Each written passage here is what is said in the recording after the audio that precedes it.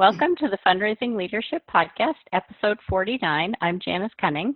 And I'm Michelle Maloy Dillon. And I'm David Langiulli. And Janice and Michelle, we have a special guest today, Dr. Eddie O'Connor.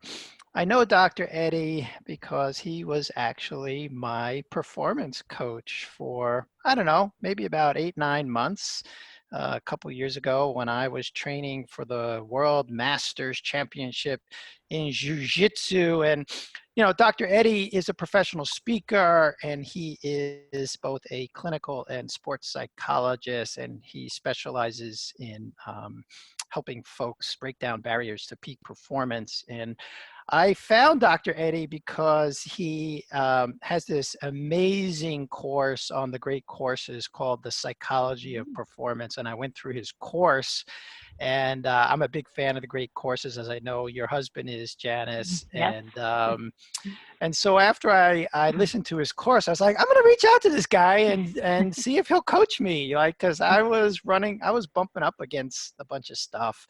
And as coaches, we know that, you know, we could use coaching also. So anyway, that's the history. And Dr. Eddie wrote an amazing blog post for the fundraising leadership community about sleep. And he and I talked about that when in the coaching about getting enough sleep. And so he wrote a catchy title like Sleeping Your Way to the Top, I think. And so welcome, Dr. Eddie. We appreciate you coming on the podcast. Oh, thanks so much. It's really a pleasure to be here, and what an important topic that you've chosen for us to talk about. So I'm excited to get started.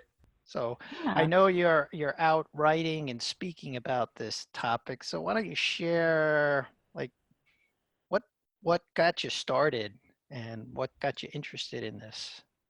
Yeah. Well, of course, we're always looking for different ways to improve. And, you know, I think for my entire life, as everybody has, you hear about the 8 hours sleep. And for some reason, I personally never really took it seriously. It was a nice recommendation, like eat your vegetables and get exercise. And it's those things that when you actually go into the literature, I know as a psychologist, you know, looking into the literature of exercise for depression or anxiety, for example, there are just volumes. And then when you look at the medical practice, that there's always a pill or something else to take, and that, you know, talking to other psychologists, how many of them actually incorporate exercise as part of their treatment for depression or anxiety. And it's really a lot less than what the science would indicate. So as I do my own physical training and things of that nature, you start to look into sleep. And I read this amazing book, Why We Sleep by Matthew Walker. And it was both terrifying and exciting. Terrifying because we are not doing it well. We are killing ourselves. And honestly, a personal story of what it really clicked with me, one of the chapters on sleep deprivation, how dangerous it is for us. My father passed away at 69 from numerous health issues, but I've now concluded that the result is that he was an immigrant from Ireland, and he came over, and for my entire childhood until the day he died, he was working 80 hours a week. So I grew up and I saw my father sleep 5 hours a day, take in a bunch of caffeine, and actually still be a happy guy and function and say he didn't need it and say he was fine. And to a certain degree, that was true until, of course, he wasn't. You know, he had these health issues later on, and he would blame, you know, heart or this or that. But I'm convinced that sleep deprivation is what killed my father. And then I have athletes coming in, and I wouldn't really ask too much about their sleep, or, you know, just are you getting good sleep, yes or no, and then move on. And once I started to really kind of look into other studies, like at the NCAA level, the average college athlete in season gets only 6 hours and 22 minutes of sleep. So you start to look at their performance and the studies there. So now it's at the point that if an athlete's getting less than 6 hours, I won't work with them on any mental skills. Even 7 hours, I won't really work with them on any mental skills until I get them up to 7 or 8 hours. And for some athletes, again, particularly teens, they need 9 hours. Tom Brady, LeBron James, they're getting 11. Brady, wow. I hear, is in bed at 9:30 every night. Nice. And you wonder, well, gosh, you know, he's the world's best.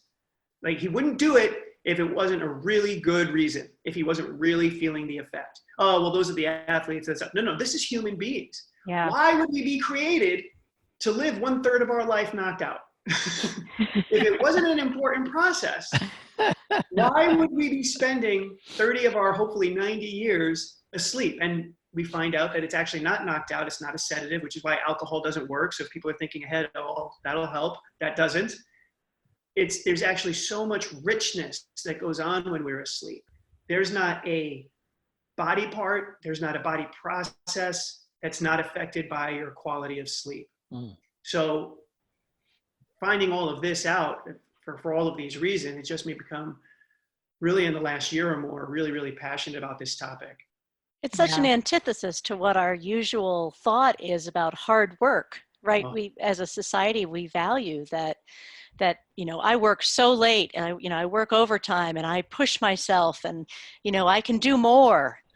Yeah. It's hard for me to even take in what you're saying today. Like LeBron James sleeps 12 hours a night. I'm like, what is he doing?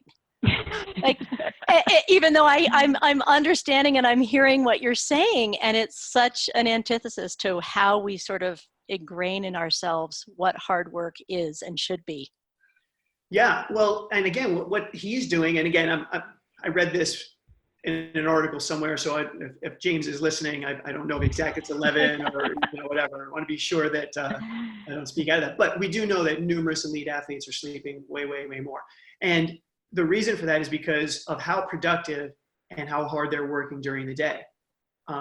The big thing in sports psychology, sports medicine recently has been recovery. We've always known about burnout and overtraining, but the world's best, particularly in CrossFit, is a huge sport where they really talk about your recovery is just as important as your training, your nutrition, and your sleep. Because they recognize that in one day, a bad night's sleep, the quality of the workout the next day. So it's this process that goes back and forth, and they're equally important. They are absolutely important. And even for folks who are not training physically intensively each and every day, of course, we do have a society now with the Gen X and Gen millennials that are much more active. So they're working 8, 10, 12 hours and exercising, right? And what gets the short shrift is sleep. So even for leaders who may not be professional athletes, they are professional leaders, and they have long hours, especially in the nonprofit world. They work long hours. And there is this kind of like badge of honor that seems to, in some cultures, like I know in some of the cultures I worked in, people responding to emails at, 1, 2, 3 in the morning, right? I did not do that, but I saw when they came in. And there's an obsession with this, and then you look at them the next day, and the hair's all messed up. They're looking a little funny, like kind of wobbly. Like I think you mentioned in the article, it's like being drunk if you don't get enough sleep. Yeah. Well, we're talking about the cognitive, right? So yes, the athletes we're talking about, we're emphasizing their physical recovery and stuff, but they are mental beings as well too, making decisions, preventing turnovers, things of that nature. But as leaders, our brain is on and working hard. So while you may be sitting at a desk, I do not mean to suggest that you're not working as hard or burning as many calories. In fact, our brain burns more calories than we take in during the day than any other organ or body part. So it's incredibly, incredibly active. And it is that brain that gets fatigued. So yeah, it's, I think the challenge is, I take this almost personally because as a psychologist, a lot of what I do isn't tangible or immediately shown, right? I mean, if somebody's sick and you go to a doctor, you get a pill, you have a product, people always want to buy stuff because, then they bought something for their money.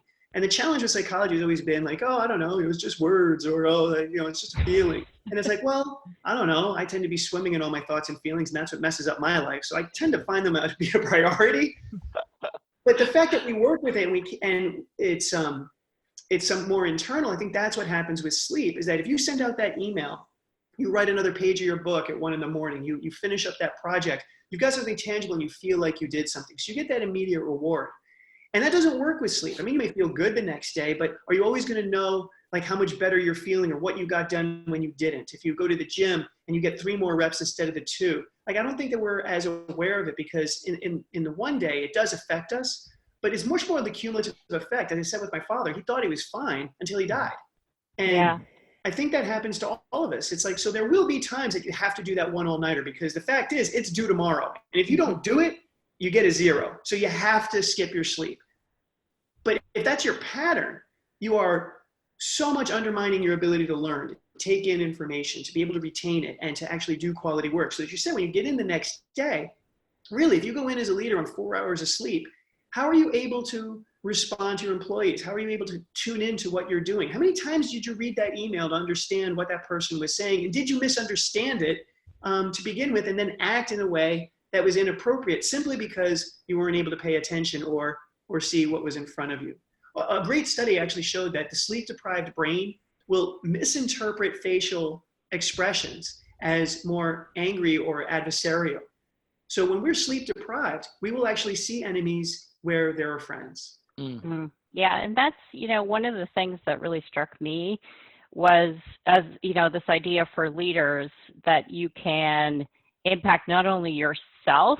We talk a lot about emotional contagion, right? And so it's like you show up in not a good mental space, but that maybe you can talk more about this, Dr. Eddie, but I was so fascinated that then even if your team has slept well, you're going to negatively impact their productivity. So tell us a little bit more about that.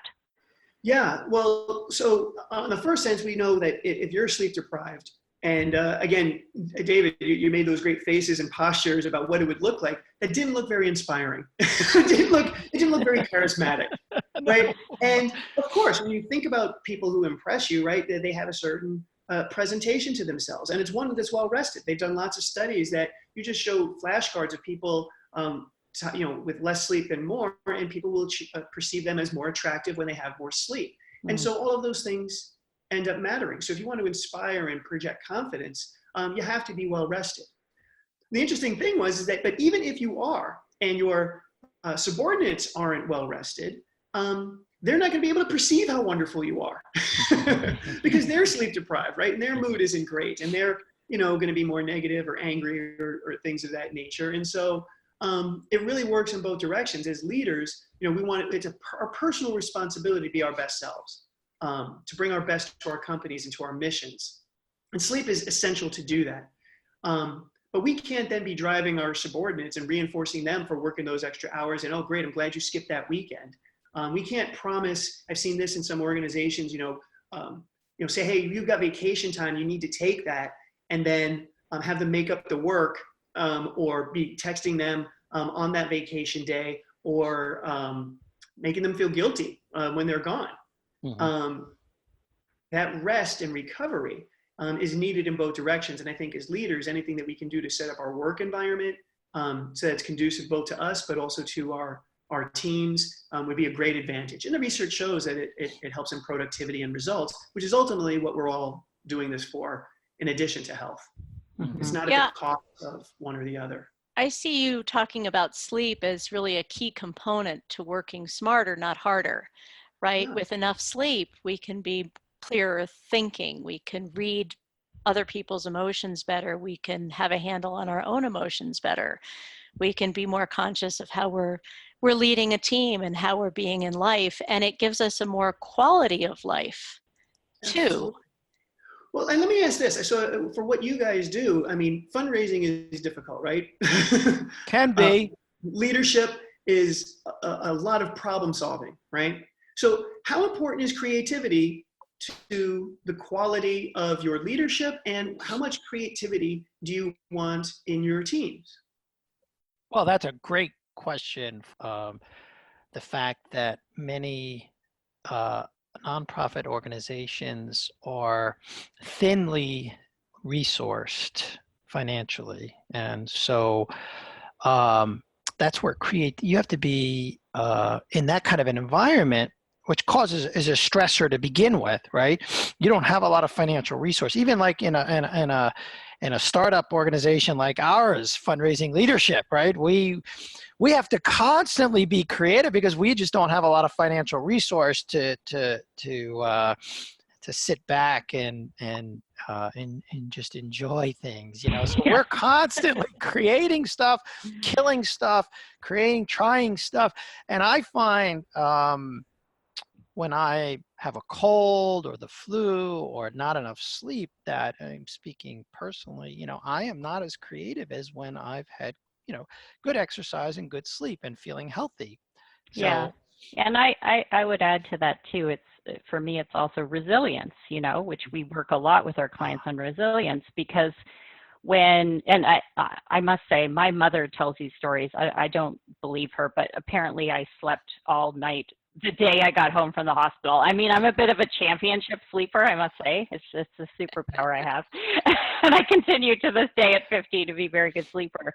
But, those rare times where I haven't had enough sleep, I find like something small happens and it's just, I feel overwhelmed. But when I'm well rested and caring for myself, it's like, okay, I know what to do. I'm creative. I can figure this out. I've got this. And so that's like a big piece of it for me is like, it's a trigger for me when little things are going wrong and I'm overwhelmed. And it's like, okay, something physiologically is off with my body. Something needs attention. Yeah. So 2 points. My brain's exploding. I want to be sure to get both of them. So remind me about the emotions in a second, but I want to go back to that idea and finish off on the creativity, because what that starts to get to is our sleep architecture. So we're all talking about get your 8 hours, get your 8 hours, but all 8 hours aren't created equally. We've got our circadian rhythm, and that's our sort of our wakefulness, and it's at its lowest point at about 11 o'clock. So if we're actually pushing all of our sleep back, we don't have that natural drive to fall asleep. It can be more difficult. And our sleep stages are different. The beginning of sleep earlier in the night is when we get our deeper non-REM sleep.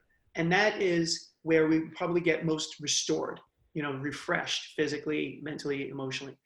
And then it's our REM sleep that has longer durations at the end of our night, in the last 2 hours in particular of our sleep, that we do most of our dreaming.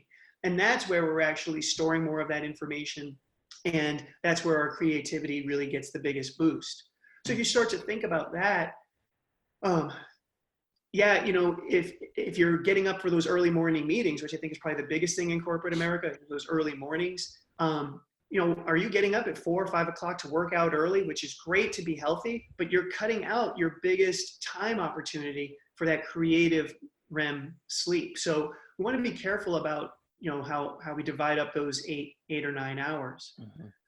And then the other part about, as you were saying, the emotions, the physiology behind that one is our amygdala is where our emotions are, back of our head. And our prefrontal cortex is where that emotional control comes from, our logical thinking. And it turns out when we're sleep deprived, that gets severed. The connection between the two is, our frontal lobe goes offline. So that's dangerous, right? That's bad. We become much more primal, we become much more reactive, and there's nothing we can do about it. There's what I've found, again, as I talk about working with my performers, I could teach them all the skills, but you will physically not be able to do them. It's the thing with sleep. It's like, if you don't have enough, you're coming in with a 50% charged battery, and I can get you to, maximize that 50%, but you're still only at 50%. If nobody gets anything out of this, if you could just get that there is no substitute for sleep. There's no makeup. There's no, if you miss a day, you've missed a day. You can't catch up. That's another false belief. So your experience of, oh yeah. And it's also the extreme emotions. I had an athlete where I knew he was getting sleep deprived. I'm like, yeah, do you ever get the giggles? And he just looked at me like, how did you know? He goes, sometimes I just can't stop laughing. And I'm like, well, that's your amygdala. It's not only the strong negative emotions, but when you're kind of losing it and just laughing, and can't take things seriously, that's the other extreme on the positive side. You may enjoy it, but it's not functionally helpful.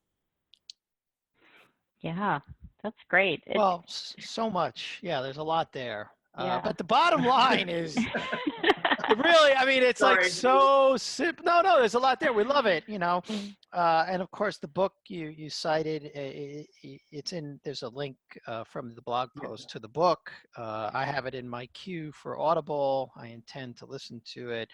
But the bottom line is get at least 8, and then the timing of that is important too. So if you're getting up regularly, like I regularly get up between 5:30 and 6 a.m. and but I'm, in bed by 9. Yeah. And so you bring up a good point too. It's not exactly those timings. There's about roughly a third. There are some people that do hit that mark. There are people who are early risers. I am not one of them. I actually fall legitimately into the other category, which is late, closer to the night owl. So really the best thing that you can do if you want to take action on something like this is if you can get yourself a couple of days and just go to bed when you're tired and get up when you normally wake up, and test that out and find out, when do I naturally arise? Like, what is my natural cycle? And then you'll get to find out, like, are you an early person? And if you are, then that's great. You're built that way. In fact, that's been an evolutionary, it makes sense that some will be early and some will be late, because back in the day when things were dangerous, it made sense to have a part of the population be awake early and a part of the population be able to stay up late, so that maybe we only get that 4-hour window where everybody's asleep and we're at danger. So there's a biological drive to say that there is that difference. So you bring up a great point, David. We shouldn't tell everybody go to bed at 11. That's right for you. But test it out and see what is. Because if you are a late worker and you have an early morning job, it's going to affect you. You can't become the other. Yeah. Well, I think you're pointing us here and the audience as to where we want to give them a bit of a challenge. You've already, I think, started to articulate the challenge, which is, test, first of all, experiment with sleeping and see what your natural or what feels natural to when you want to go to sleep and when you want to get up. But we wanted to issue the audience a bigger challenge. We want, because there's a lot of folks who listen to this podcast who are not getting their 8. And so what do you want to give them to try? Well, in no uncertain terms, let's go for 8. Like go for a month, right? Because a day or two is not going to do it. You'll feel good, but I promise you, you give yourself 8 hours of sleep for a day, you will feel like a different person. You will get compliments from other people, and you will see it in your performance. Your mood will improve. If you're trying to lose weight, I mean, there's other tangents we could go on about that, but you'll be more effective in losing weight. It affects everything, like we started off the podcast with. And I really want to emphasize, it's really make it a non-negotiable, because when I found these things out, for example, I was hit with all the same things that other people were too about, well, how do I start doing this? My schedule didn't accommodate that. And I thought, well, this is what people want. My boss do this, and everybody gets up early, until I kind of realized, wait, I want to be my best self. So I have structured my client load so that I have my first clients at 9 in the morning because I'm that late sleeper. And I feel guilty about it. I've been doing this I still feel guilty about it, because I walk in and everybody's at work for an hour and they're like, hi. I'm like, but you know what? I'm fine because I got well rested. I go, hi. Exactly. And then I go in and I do great work with clients. And I clock out or whatever, but I take naps in the afternoon. And I found when I started to do that, a quick 20-minute power nap, and I've extended my hours later into night, I'm doing a much better job with my clients in the afternoon. And my workouts after work are of higher quality. Yeah. So I'm going against what everybody else is doing. But you know what? I'm doing better. My productivity is up. My mood is up. My health is better. Nobody's losing. So I challenge you to do that. Don't follow your feelings, podcast listeners. Like, you will get resistance. You've been trained for decades to not do this. But once you start and you let yourself feel it, I've never seen anybody who's needed more sleep, who got more sleep, say it was a bad thing. Yeah. Never happened. I would love, and I love that. It's like, for a month, like, get your 8 hours. And as leaders, like, I would love it if leaders showed up at work and were like, oh, I had such a great sleep last night. I feel so energized. I'm getting so much done. Like, instead of that old story of like, oh, I was, up till midnight work, let's rewrite the story. Like, let's start empowering ourselves and then also the other people on our team. Yeah, I want to amp up I want to amp up the challenge just based on what you said, Janice. So if the folks in the audience who are leading teams take this on, and we're challenging you to take it on, and you start to feel better, then start encouraging people on your team to do it. Like, get their 8 and see what happens. Yeah, see how it changes the organization. Really, actually track those outcomes. And you might need more than a month to, however it might manifest in your company and your KPIs, but really look at it, because that's the idea. Some people will be like, oh my gosh, I'm afraid it's going to cost me productivity. I'm afraid this isn't going to work.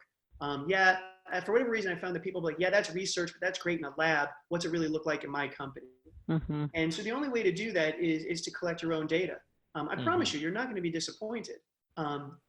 It may take a little bit of time. You'll have to be sure that people are actually doing it to the right degree and quality. You're going to maybe need to get a little bit of help on what are the behavioral changes that we have to make. It would mean things like cutting out the blue light late at night. I mean, the other problem of sending emails late at night is not only are you late at night, but you're getting all this blue light from your screen that's keeping you up anyway. Maybe you're having caffeine late, which is another thing that's going to kill your sleep. You might even fall asleep. And here's the interesting part. Even though you're asleep, the quality of your sleep is disrupted by these things. So there may be some work that's needed. I encourage you to seek out those resources to be sure that you're getting that good quality of sleep. But I promise you again, if you look for the results, you'll see them, and it can change your culture. Yeah. Awesome. Great. Yeah. Yeah, and just a reminder, we'll link to the blog post, and that also links you then to the book. So that's like another resource definitely that people can, a lot of teams have book clubs and that kind of thing in their organization. So this would be a great read. So thank you, Dr. Eddie. Yeah, my pleasure. For joining us. I think, the three of us really are passionate about sleep and health and eating well and exercise, generally. And so that's something as coaches that we like to bring to our clients. And it's been delightful to have you bring this, more illumination to it, and also passion. Thank you for your passion around this topic. Yes, thank you. So we're going to just remind you that if you haven't subscribed already to the podcast, we'd love you to do that. We're on iTunes, Google Play, and Spotify. And the challenge is for the month, get your 8 hours of sleep. And then as a leader, talk about the benefits and encourage your team to do that. And we invite you to go put it into practice.